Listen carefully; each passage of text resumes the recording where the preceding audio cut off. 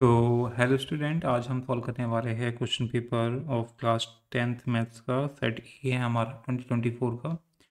तो question number 1 दे रखा है हमारा सेक्शन ए में, if sum of the zeros of the polynomial P X 2x² minus k root 2x plus 1 and is root 2, then value of k क्या होगी। तो ये हमें पॉलिनोमियल गिवन है और इसमें सम ऑफ जीरोज हमारा दे रखा है, सम ऑफ जीरोज दे रखा है हमारा रूट 2। तो सम ऑफ जीरोस क्या होता है हमारा -b/a is equal to root 2, और माइनस बी क्या है इसमें हमारा माइनस बी है minus minus minus minus k root 2 upon में ए कितना है हमारा 2 इज इक्वल टू रूट 2 है। ठीक है, तो ये हो जाएगा हमारा के रूट 2 अपॉन में 2 इज इक्वल टू रूट 2 से रूट 2 कट जाएगा। ठीक है, रूट 2 से रूट 2 कट गया तो ये हो जाएगा के इज इक्वल टू कितना आ जाएगा हमारा 2। तो के की वैल्यू है हमारी 2 और इसने बच्चे ने लगाई है डी।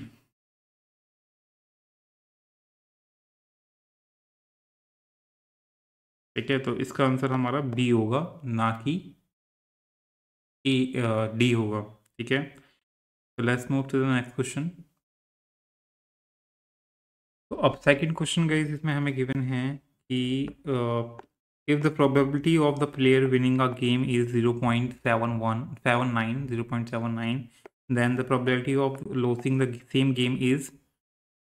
ठीक है, तो आपको याद रखना है कि probability of having or event plus probability of having not event is equal to 1 होता है, यानी कि probability होने की और नहीं होने की क्या होगी हमारी, दोनों का अगर सम करेंगे तो 1 आता है। तो probability of winning the game plus probability of losing the game, या फिर आप इसे एल भी कह सकते हैं, probability of losing the game is equal to 1 होगा, sum of winning and losing equal to 1 होगा।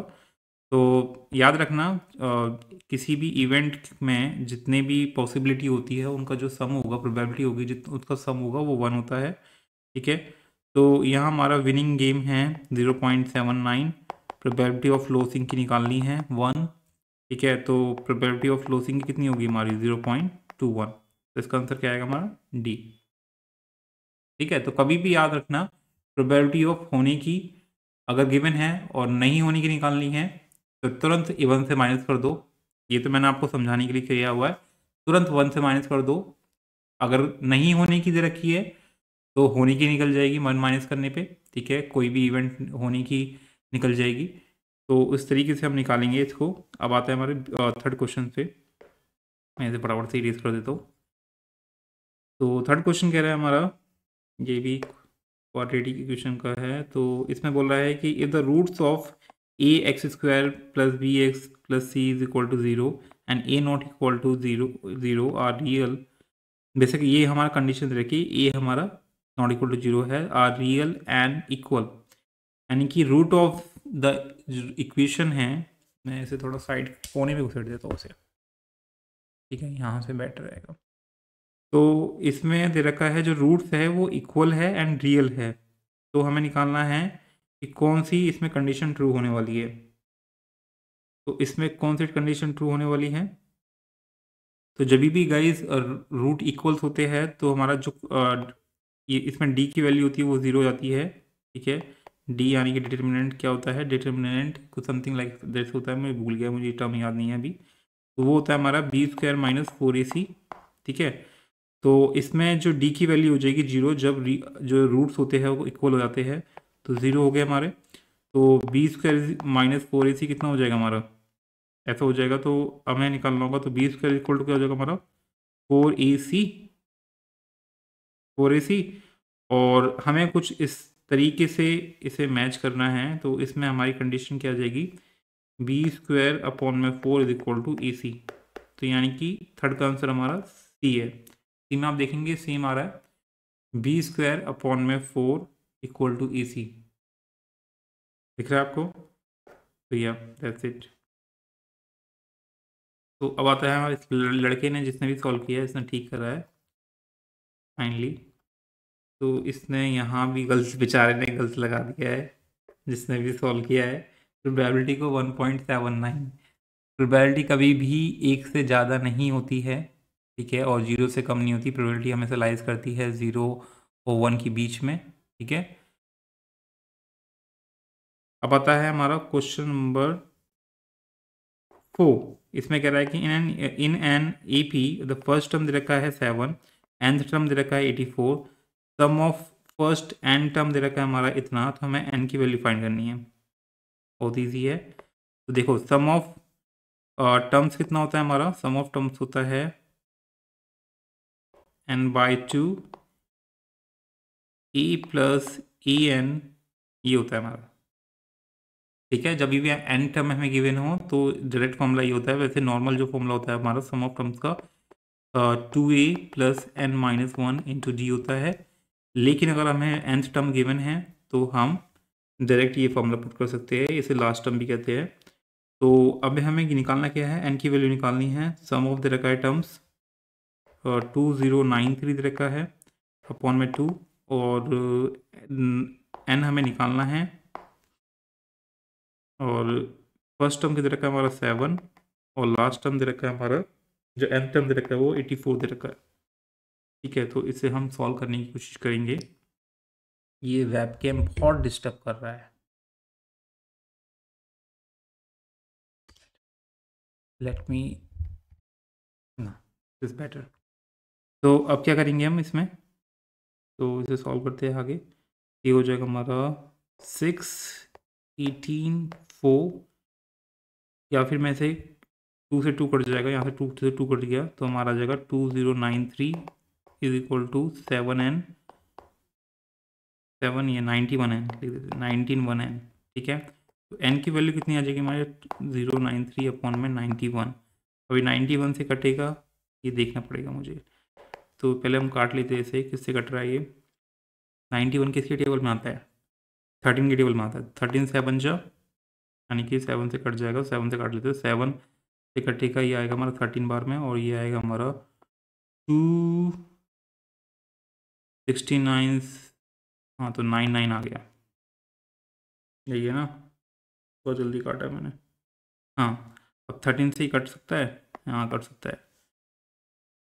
तो 13 से कटेगा, हाँ कटेगा, तो ये बचेगा 2 एंड 3। तो आ गया हमारा 23 का इस टर्म्स आ गया, तो यानी कि सी हमारा इसका राइट आंसर होगा। लड़के ने सही लगाया आंसर इसका फाइनली। तो चलो अब आते हैं हमारा नेक्स्ट क्वेश्चन पे, ठीक है। तो इसका जो आंसर है वो 23 है। अब आता है if two positive integers p and q can be expressed as, ठीक है, p की वैल्यू और q की वैल्यू दे रखी है, and a b are prime numbers, then हमें बताना है कि एलसीएम क्या होगा इसका। तो एलसीएम बताना है हमें किसका, पी एंड क्यू का क्या होगा। देखो एलसीएम निकालने का तरीका क्या है, बहुत सिंपल है। तो देखो हमें पी दे रखा है हमारा, इसमें जो पी और क्यू, ए और बी हमारे प्राइम नंबर से, ओके, और हमें पी और क्यू का हमें एलसीएम निकालना है। तो फैक्टराइजेशन से निकाल सकते हैं। 18 को अगर हम करेंगे 2 3 जा, इसको हम फैक्टराइज करेंगे पी को। वैसे पी है क्या हमारा, पी है हमारा 18 ए स्क्वायर p4, और क्यू है हमारा, क्यू है हमारा 23 a3 b स्क्वायर, ये है। तो इसको क्या करते हैं, हम फैक्टराइज करते हैं पी को। तो पी का फैक्टराइज होगा हमारा 2 multiply 3 multiply 3 multiply a multiply a multiply, ठीक है, b multiply b multiply b multiply and b. और क्यू को फैक्टराइज करेंगे तो 2 मल्टीप्लाई 2 मल्टीप्लाई 5 मल्टीप्लाई, और ये हो जाएगा, लेकिन ले क्या लगाया answer, 2a square b, 2a square b square, बहुत ही गलत चला गया बेचारा। तो इसमें हमारा आ जाएगा, ये बहुत ही बेसिक क्वेश्चन है, 3rd क्लास 4th क्लास में ये बेसिक कंसेप्ट होता है फैक्टराइजेशन से निकालना। मैं आपको बताऊंगा अगर आपको नहीं आता है। तो ये हो जाएगा हमारा ए मल्टीप्लाई, आपको फैक्टराइज करना है क्यू को। क्यू में आप देखेंगे इफ 20 को हम कैसे ले सकते हैं, 2 मल्टीप्लाई 5, यानी कि 2 2 जो 4, 4 5 जो 20, ऐसे फैक्टराइज कर सकते हैं, प्राइम फैक्टराइजेशन। और उसके बाद अगर ए क्यूब है, ए क्यूब को हम 3 बार लिखेंगे एंड बी स्क्वायर को हम 2 बार लिखेंगे।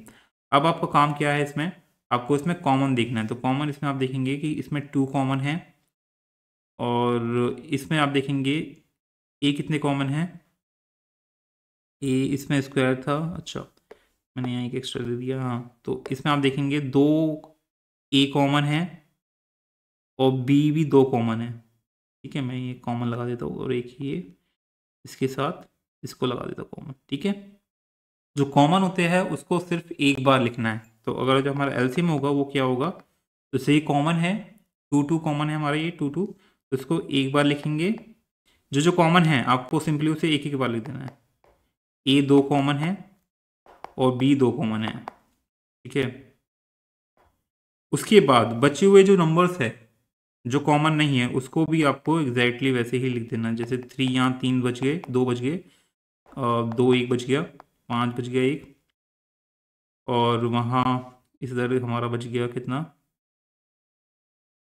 2 बी बच गए, और ये नीचे ए ए एक बच गया, ठीक है। अब फाइनली आपको इसका आंसर लिखना होगा मल्टीप्लाई करके।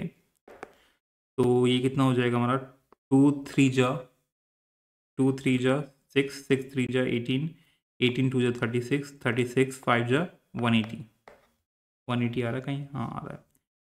और उसके बाद हमारा ए कितने हैं, ए है 3, तो ए क्यूब, और बी कितने हैं, बी दे रखे हैं हमारे 1 2 3 4, 4 दे रखे हैं बी, तो यानी कि B4, तो यानी कि आंसर क्या हो गया हमारा, डी, ठीक है।